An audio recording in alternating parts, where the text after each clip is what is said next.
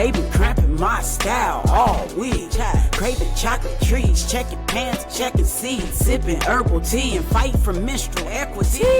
Sheesh, man, I kick cramps ass. Kick cramps ass. Kick cramps ass.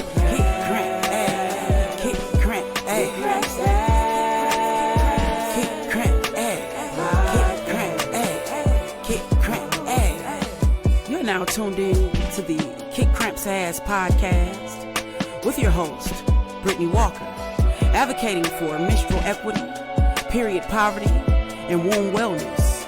New episodes on Menstruation Mondays. Happy Menstruation Monday.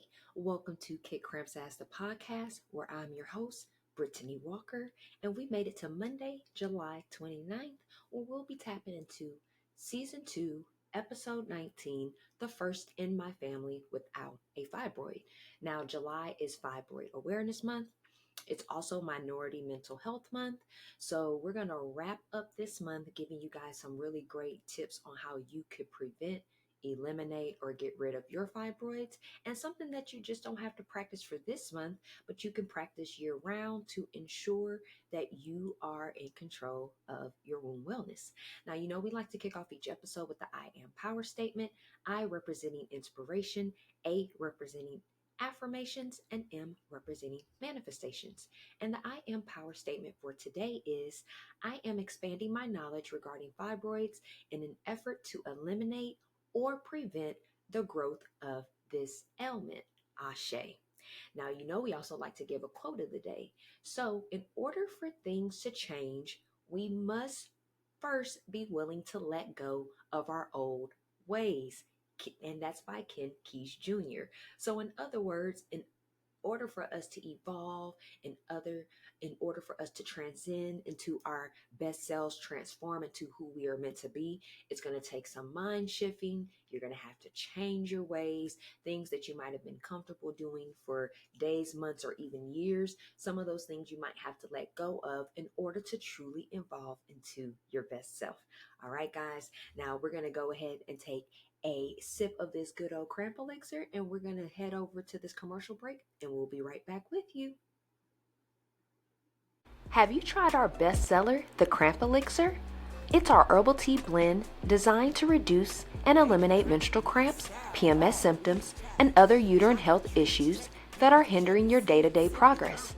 Our elixir may decrease inflammation, reduce stress and anxiety, regulate blood flow, balance your mood, and it can kick cramps ass. It includes a variety of herbs including hibiscus, red raspberry leaf, calendula, motherwort, ashwagandha, plus more. Head over to kickcrampsass.org and grab yours today. Now, back to the show.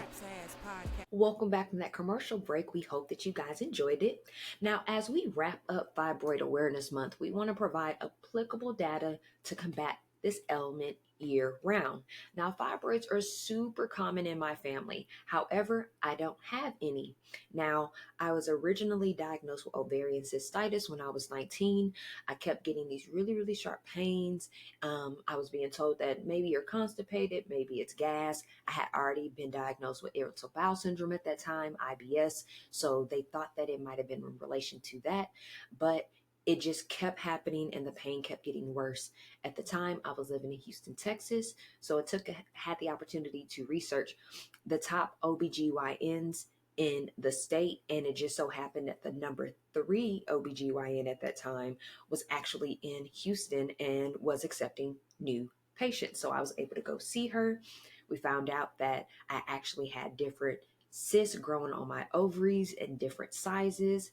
And so we did various methods to try to get rid of it. We had pain medications. We ended up doing like a laparoscopy.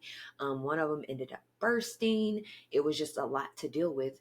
And not until several years later, I was able to shift my mind, do my own research, and figure out things that could be hindering my womb and the other health diagnoses I had going on at that time. And I was actually still experiencing cysts up until 2020. But then once I gave up alcohol, I have not had any issues in regards to those cysts growing back.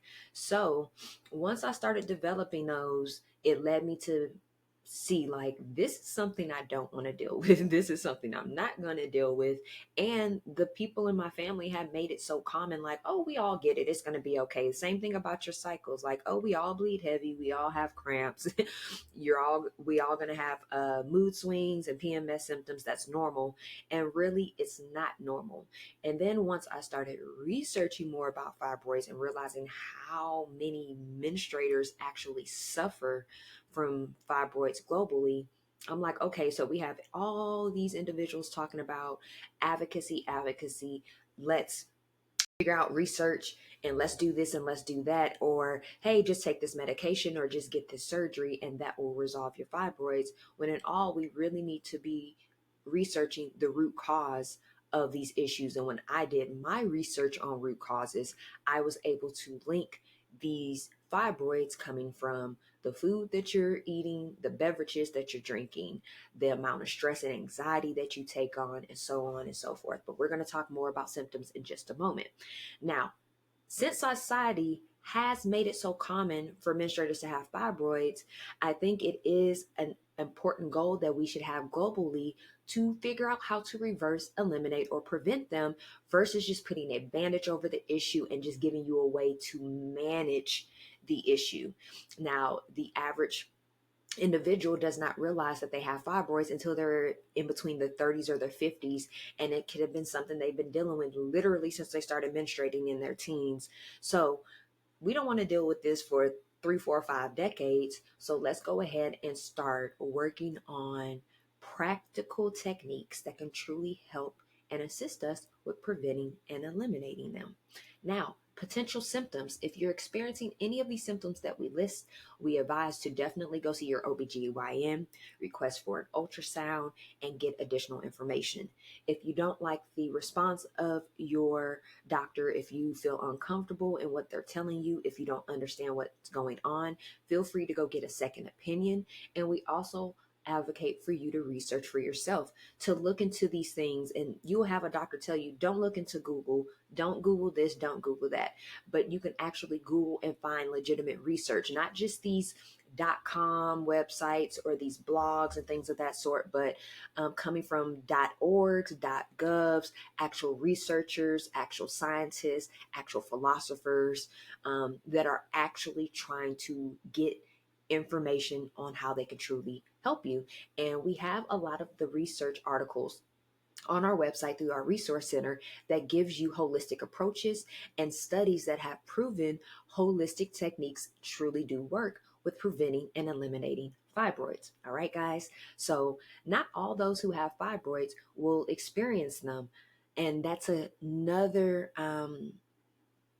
issue that I say with this diagnosis, is because you might have this issue and you might not be diagnosed for 10 or 20 years away from when you originally spoke to your doctor about it. That's why it's very, very important to have a doctor that is representative of who you are. So if you prefer a woman, if you prefer a person of color, if you prefer somebody that has your diagnosis or previously had your diagnosis, these are things that you can research and look into. And I always will advocate for that, just because I've had the issue that my first OBGYN was actually a male. And although he was a person of color, he also told me the first time meeting him that he thought I had HPV and that I needed to get this vaccination and I had all these issues. And I'm 19 and like freaking out, right? I'm like, HPV, isn't that like a type of cancer? Isn't that something that you can't get rid of? And come to find out, I didn't even have HPV. He just misdiagnosed me without even having any exams. I had an exam, but not having like the results from the exams come back and to give me that information. And from that point on, I knew that I had to only work with somebody that made me feel comfortable, that actually had a wound themselves, and that can give me legitimate information and not things that are more common. And again, this is back in 2005. So in 2005, HPV really wasn't as prevalent as it is now, 20 years later. So things, again, just to be mindful of. Now, the first symptom that you might experience is heavy bleeding, which could be heavy due to anemia. We have discussed with you guys before that iron anemia is very prevalent when it comes to your menstrual cycle, because you lose your iron. In the blood, you're going to lose iron, potassium, phosphorus, magnesium. So we always encourage to eat those foods on a daily basis so that when you do have the blood loss, it won't cause you to lose a lot of energy, make you extra lethargic, make you sick, make your equilibrium off, make you dizzy, things of that sort. Or it can cause painful periods, the fibroids themselves. So we want to be mindful of that. So if you have a lot of heavy bleeding, you might be diagnosed with menorrhagia, which we've discussed with you guys before, is a previous diagnosis of ours. We used to bleed for 14 days straight. We would go through several pads and tampons at a time to try to control the heavy bleeding. So if you're experiencing that during your cycle and not on your cycle, you might want to go ahead and get checked and start working on a strategic plan of action. Now, feeling a fullness in the pelvic area and your lower stomach area, so that's the area that's right below your belly button going into your actual hips. You might feel like a heaviness, like maybe everything just feels like 20 pounds is down there, or like you're holding a weighted blanket on your hips or whatnot. So if you're feeling that heaviness happening more frequently, especially when you sit down, when you get up, as you're trying to walk and move, and you just feel that your bottom half of your body is heavier than normal, then you might want to go ahead and get checked out. Now, the enlargement of the lower abdomen or severe bloating, you will see that if you go research individuals that have fibroids, people have mistaken that maybe they were pregnant. Shout out to the Womb Babe. For July, she actually posted up different sizes of what a fibroid can be, and she started off like super small, and fibroids can be as small, guys, as like a dime, and they can get as large as like a grapefruit or even larger. Okay, guys.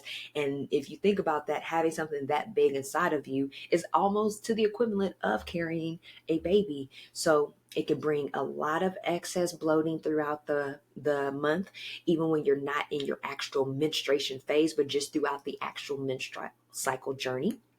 All right, so something to be mindful of. Frequent urination. If you notice that you're going to the bathroom frequently, and this is not because you're drinking a lot of water in the day, you're hitting your minimum of 8 cups in a day, your 64 ounces, but let's say that you're not drinking as much water, you're not hydrating yourself as much, but you're noticing that you're just going to the bathroom frequently. That is something that you may want to consider.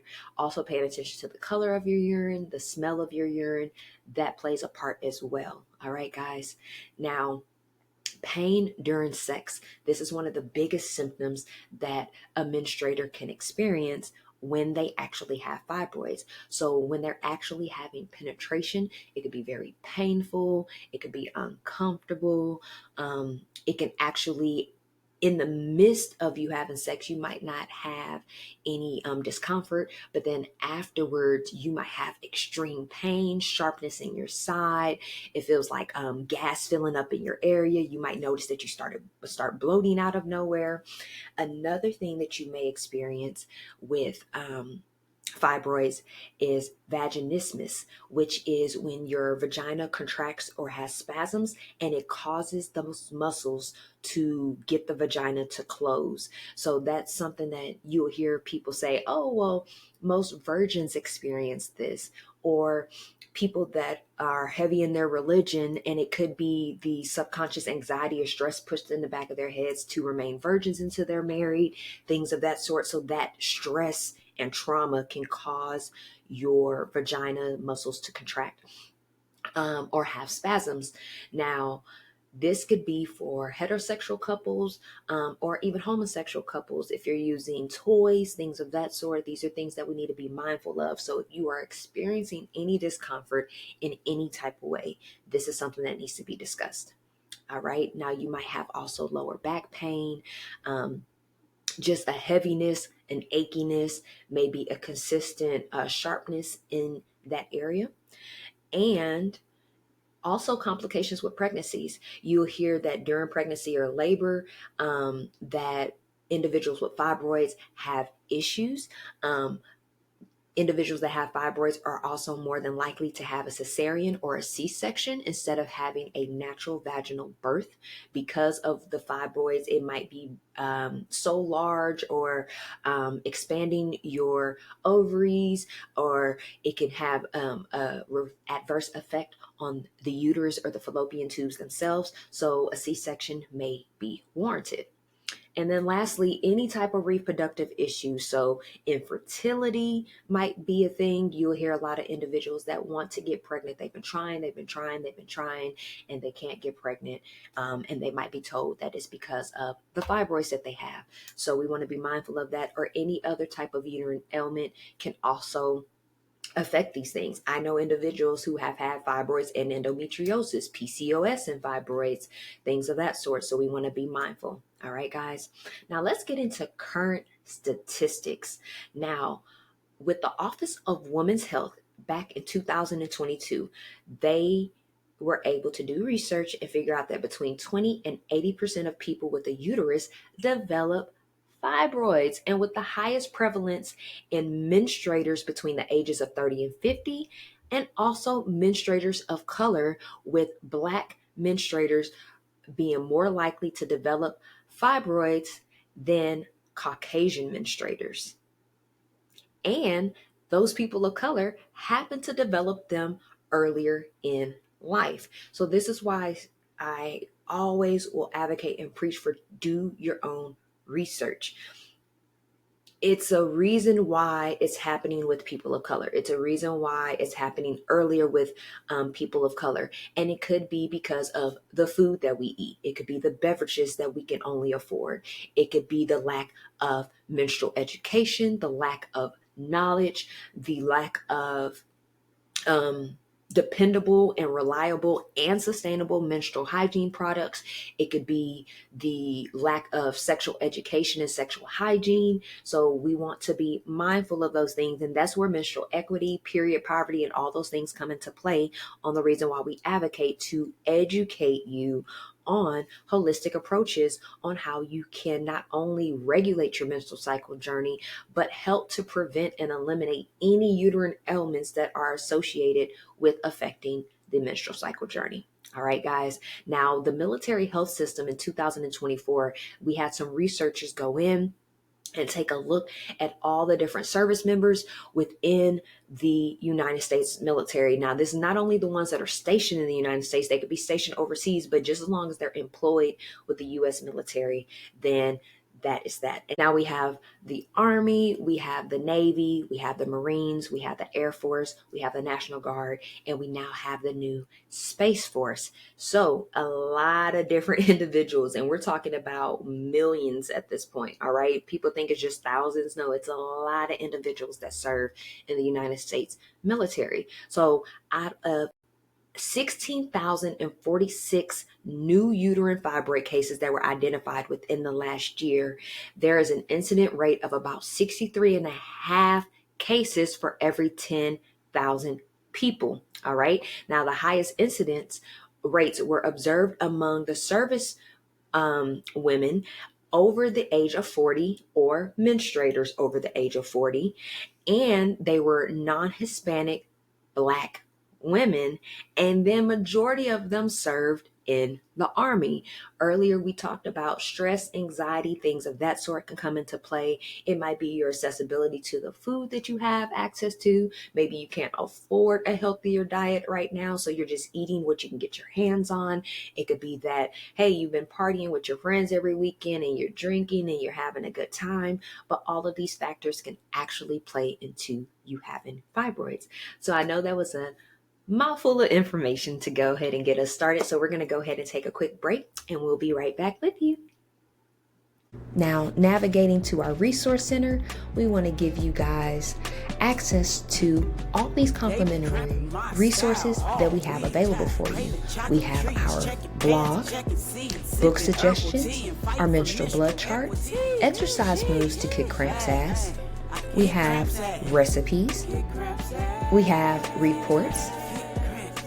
We have research studies that helps to prove how holistic approaches assist with achieving wound wellness. We have wellness tips. wellness referrals, so business organizations and individuals that we would like to refer to you that are our strategic partners, wound terminology. Maybe there's some wound options that you're not aware of. This can help you out. And lastly, yoga moves to help you kick cramps ass. Feel free to take advantage of this complimentary resource. All right, guys, now back to the show. All right, guys, welcome back from that commercial break. We hope that you enjoyed it. Now let's get into some tips for holistically healing, preventing, and eliminating fibroids. First tip is going to be a whole nutritious diet with a variety of colors and all the food groups. So we want to be mindful, macronutrients, those are our proteins, our carbohydrates, our fats, and our water. We need those in abundance. That's why they're macronutrients. But we want to be mindful of plant protein and not protein that's produced in the manufacturer, not protein that's injected with steroids and chemicals and toxins and GMOs and all these things to give it shelf life or life longevity. We want to be mindful of having plant proteins directly from the earth that's going to give you the actual protein that you need and not a synthetic form of that protein. You have to be mindful. We talked about earlier about iron anemia, how it's so prevalent, but with the world's largest deficiency, which we have in our book, NNG's Formula to Kick Cramps Ass.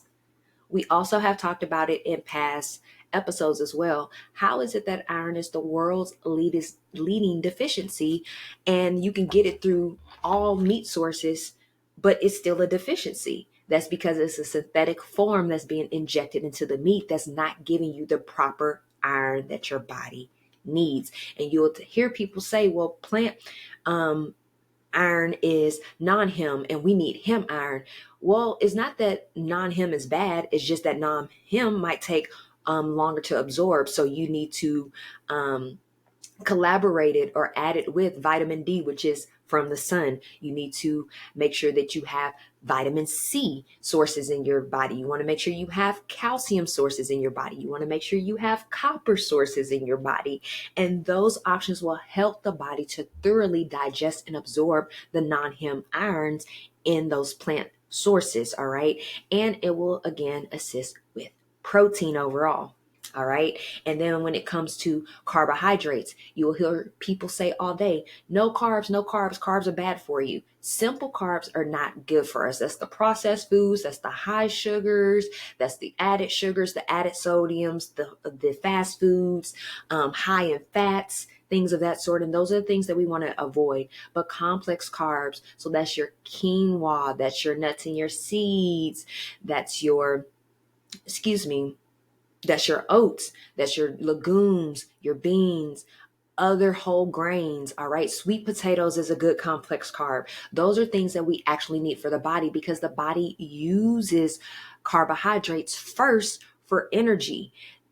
Hear me when I say that. Your body uses carbohydrates first for energy. For somebody that's on the keto diet, you're thinking, nope, I can't do this because in the keto diet, we're not supposed to have carbohydrates. But that is why I don't advocate for the keto diet, because in 20 to 30 years from now, you may experience memory issues, brain issues. Why? Because the body uses complex carbohydrates for your brain function, for your memory, and for your energy, and for your blood flow. So that means that if you're not putting proper complex carbohydrates in your body is not able to cleanse and detoxify the blood every 120 days.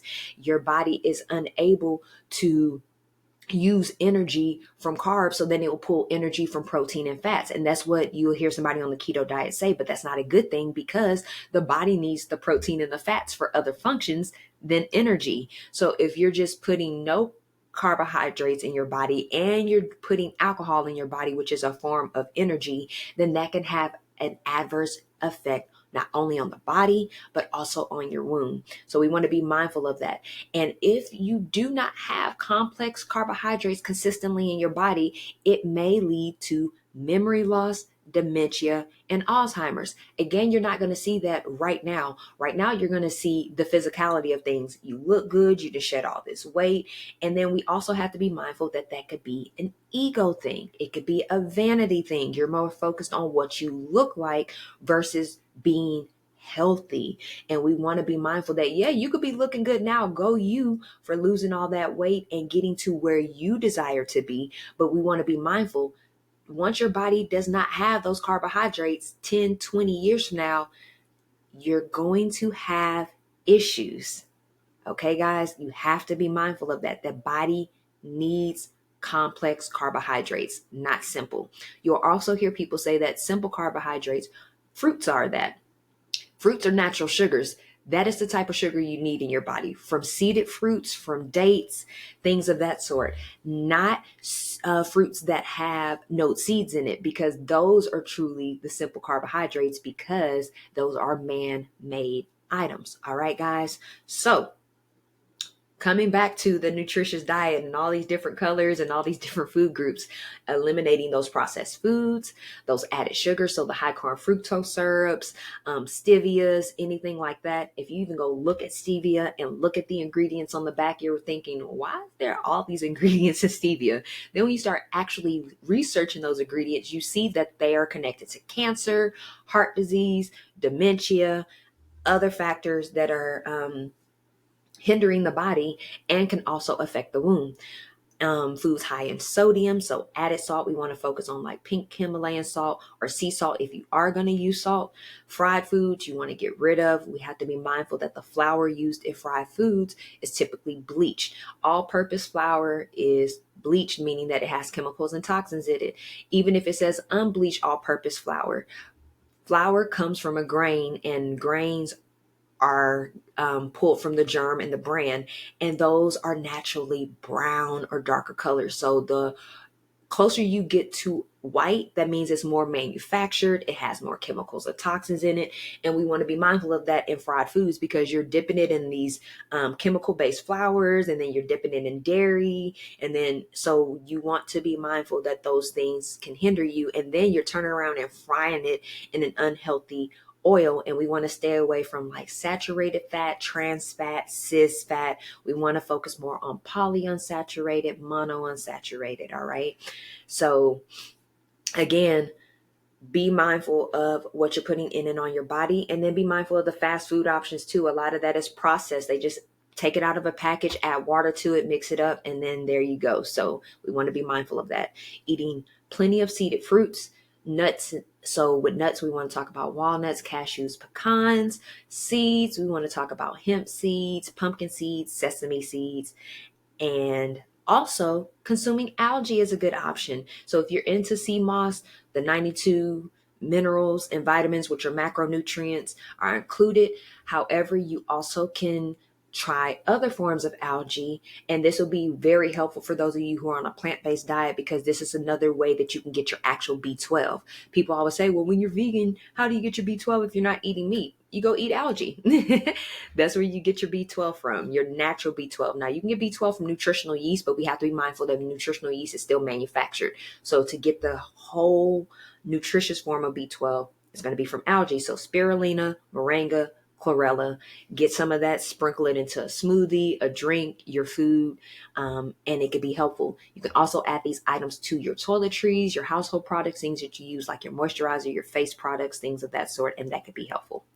Also, lastly, with this first tip with the nutritious diet is incorporating the womb-friendly herbs. So red raspberry leaf, hibiscus, motherwort, mugwort, calendula, nettles, chaste, all of the above, all the things that we have talked to you about before, ashwagandha, things of that sort. Very helpful for the womb and will help combat the uterine ailments. So having these in herbal teas, you can cook with them. You can make tinctures.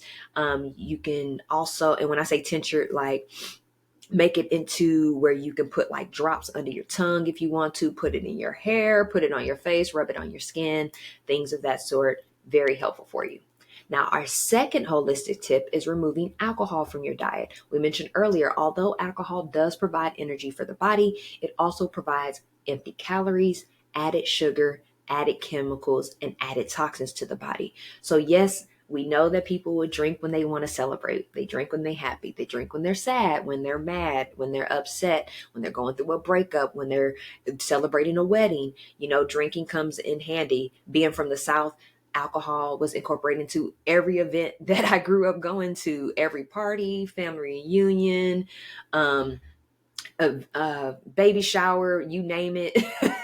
There was alcohol included. So we want to be mindful that alcohol is not friendly for the womb, and it is a direct correlation with fibroids, endometriosis, heavy period cramps, heavy bleeding. It just is not good for the body. You'll find individuals who may want to drink wine while they're on their cycle because people say it helps them relax, but then they might realize that their cramps get worse, or they might start bleeding a little heavier. They might have a hormonal imbalance and have a mood swing and don't realize it, and it's because of that chemical and that toxin that you're adding into your body. Now, the next tip is using all natural and organic menstrual products free of chemicals and toxins. So we talk about the PFAs, these forever chemicals, formaldehyde. You're thinking, wait, formaldehyde? Yes, the formaldehyde that they put in bodies when people die to preserve their bodies for the funerals and things of that sort. Yes, a lot of period products and household products have formaldehyde in them. That's why I'm not a big fan of promoting tampons, because tampons can lead to toxic shock syndrome, or using certain brands that I just don't care for anymore. Always Tampax, things of that sort. And it's not me bashing these brands. You can go do your own research and see that they have these forever chemicals in their products and they keep selling them. And people wonder why they keep having issues. Is because you can't have your body sitting or absorbing chemicals like that consistently. You're on your cycle roughly 5 to 7 days, right? And so each month you are taking 4 to 5 days of just having those chemicals just sitting, and your body's just absorbing that chemical. That's not going to be good. All right, guys. Now, with these chemicals, we want to be mindful. Toiletries, household products as well. So toilet paper, deodorant, toothpaste, your laundry detergent, what you're wiping down your cabinets with, what you're washing your dishes with. All of these products contribute to our body. Also being mindful of the clothes that you wear, polyester and nylon. There's been a lot of research lately discussing the amount of chemicals in polyester and nylon because of how they recycle the ingredients to ensure that they're healthy or they're clean enough to sell. I don't want to use the word healthy because they're not healthy, of course, but things that you want to be mindful of. If your skin is the biggest organ in your body and you have clothes on majority of the day and your body's just absorbing those chemicals, traces of those chemicals over time can develop into other ailments in the body. Our next tip is going to be practicing safe sexual methods and remaining hygienic in your activities. We're all about having fun.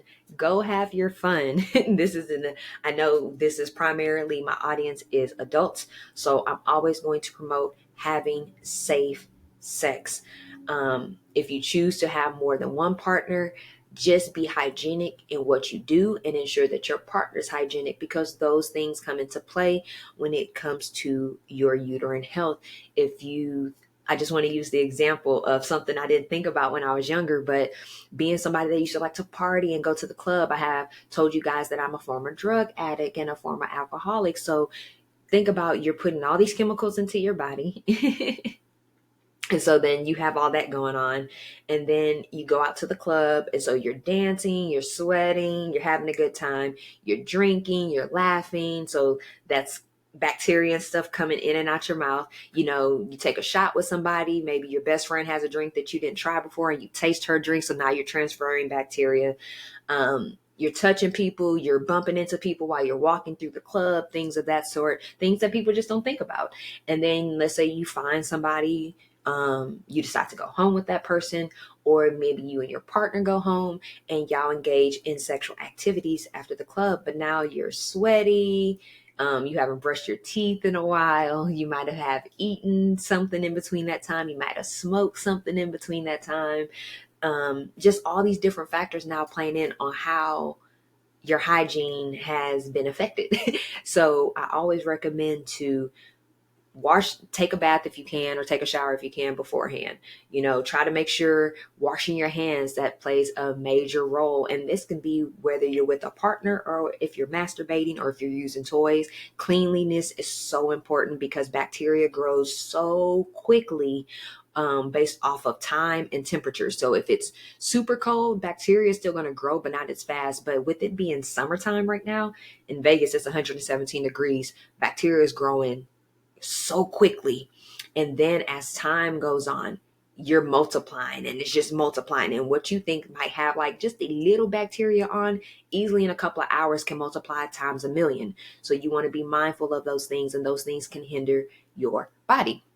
Also on energy, what you allow in and out your body is very important. What you allow around you is important. So if you are engaging in sexual activity with somebody that is low vibrational, toxic, a negative person, you're allowing those energies into your body, and your womb, unfortunately, can be affected by energy, and that's proven by metaphysics. So we want to be mindful of those things. Another tip is reducing your caffeine intake. I know first thing in the morning, some of you want to make your coffee. You might prefer black tea because of the caffeine in it. You might have your soda or your energy drink, and those things are just not conducive for the womb. They are very unhealthy for the body overall. So you might be experiencing like insomnia, being agitated throughout the day. You might notice that you're overly anxious or stressed out, and that could be the chemical imbalances from the caffeine. But we also want to be mindful of, even when you're drinking coffee, not everybody drinks all black coffee. Typically, a lot of people like to add sugar into it. They like to add creamer.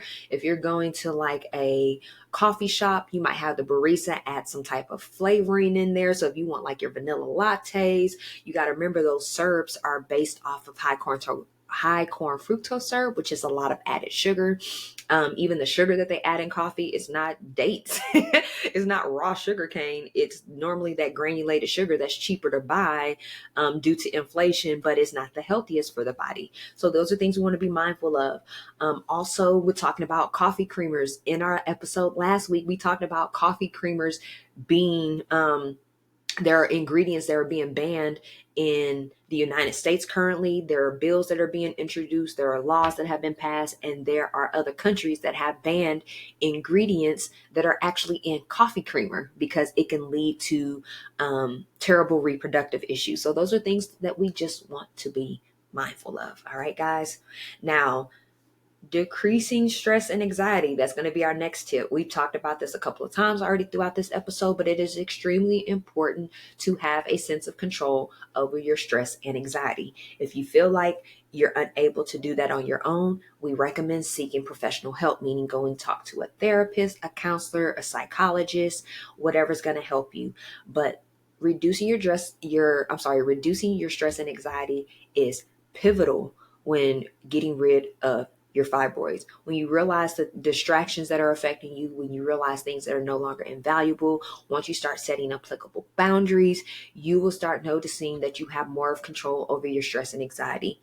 Even coming up with activities that you could do. When you start noticing, like let's say you're at work and you have that one coworker or that one boss that just really pisses you off, then you might need to come up with some techniques and methods that work for you that are pragmatic, i.e., for example, doing breath work, maybe taking 2 minutes to do breath work to yourself, going into the bathroom stall. If you have an office, shut your door.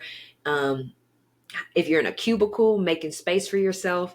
However, breath work is good. Journaling, exercising, thinking about ways to help reduce stress, taking a bath soak, going for a run, reading your favorite book. You have to figure out what helps you reduce stress and anxiety. I even know people that like to cook. That helps them reduce stress and anxiety. Being with their kids and spending quality time can help reduce stress and anxiety. So just figure out what works for you, preferably something that you could do on your own. That way you don't have to be dependent of other people when this happens, because those people might not always be there when you need to participate in these techniques. So be mindful of that.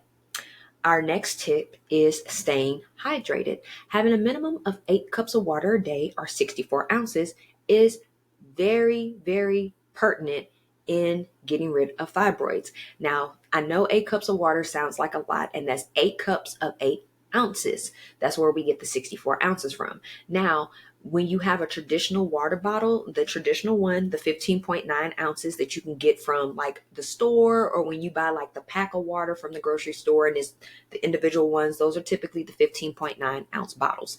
If you have 4 of those a day, that is your 64 ounces right there, or your minimum of 8 cups. So I recommend to always do an internal shower when you first get up for the day, and it helps to lubricate the inside of your body and flush out any toxins or chemicals while your body was laying completely flat on the bed. Once you sit up and everything starts draining, drinking that water will help flush the body. If you want to add some extra, ginger, turmeric, cinnamon, a little bit of herbs or something that can help you do even more cleansing, by all means, do your thing. If you want to put some aloe vera in there, it's going to be a little bitter, but it will get you all cleansed out on the inside. Whatever works for you. However, doing that internal shower first, and then having a water bottle with each meal, breakfast, lunch, and dinner, that will be your minimum of 4 water bottles. However, if you're not a big breakfast eater, maybe you only do a smoothie, or you might just have nuts and fruits in the morning, then you could have the water bottle for the internal shower, do it for lunch and dinner, and then have a 4th water bottle while you have like your evening snack, or before you go to bed, to help just to do another flush before you actually lay down, and your toxins and chemicals may become dormant while you're flat.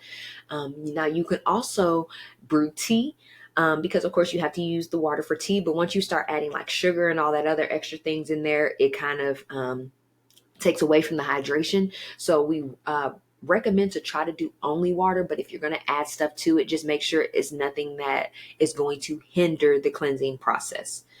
And our last tip for holistically healing fibroids is soaking up vitamin D from the sun. Now, you'll hear people say you can get vitamin D from salmon, you can get vitamin D from milk, you can get vitamin D from cereal. However, especially in like the cereal and the milk, it's fortified, meaning it's a synthetic form of it. And if it's salmon, you need to find out where it's at, because if you're having farm raised salmon, then it's injected into the salmon, which again is a synthetic form of vitamin D. The only natural form of vitamin D is from the sun. And you will hear people say, oh, it's so hot outside, or I get sunburn, or you're not supposed to let the sun touch your skin. Yeah, a lot of people say that, but when you actually do research and you find out your body needs vitamin D to process, just like how plants need vitamin D to have photosynthesis and to be able to give us the nutrients that our body needs before we pull it from the ground, vitamin D is imperative in assisting us in our health. So I know it's really hot outside. I told you guys in Vegas, we didn't got up to the 117s as our high for the summer so far. So I recommend to try to go out in the morning when it's not as hot. If you could try to go between 6 a.m. and 9 a.m., that will be great. Or in the evening time as the sun is setting, I say, hey, try to go for a run, a walk, or something in those hours. That'll be great. 20 to 30 minutes, guys. That's all you need. And it sounds like it's a long time, but it's really not. And for those of you who are pet lovers, pet owners, pet parents, this can be done during your walk. So for instance, you typically take your pet out 2 to 3 times a day, sometimes more. So if you're taking them out in the morning, that's 10 minutes. If you're taking them out midday, that's 10 minutes. If you're taking them out in the evening, that's 10 minutes. That's your 30 minutes right there. Make sure that the sun directly hits you on your face. Make sure that it hits you directly on your feet. Your feet is like the power source for your body. It goes directly into your bloodstream, your lymph nodes, things of that sort. So we just want to ensure that our body is adequately absorbing vitamin D. Now, if you start experiencing like burning sensations or issues with your skin, don't go the full length. Maybe only start off with 5 minutes, 6 minutes, and work your way up until your skin can become comfortable being in the sun again. All right, guys. Now, let's talk about organizations and individuals that actually advocate for fibroids. Again, with July being Fibroid Awareness Month, we're giving you these details this month, but this is something that we are encouraging you and motivating you to practice year round. So throughout the year, you can keep up with the Fibroid Queen, you can keep up with the Fibroid Pandemic. Now, let's talk about both of those. Fibroid Queen, we actually just had an episode with them in this season a few weeks ago. So we would definitely put the description of that episode in this. We'll definitely put the link to that episode in the description to this episode. So therefore you can go back and watch it and learn information, and then also go follow her.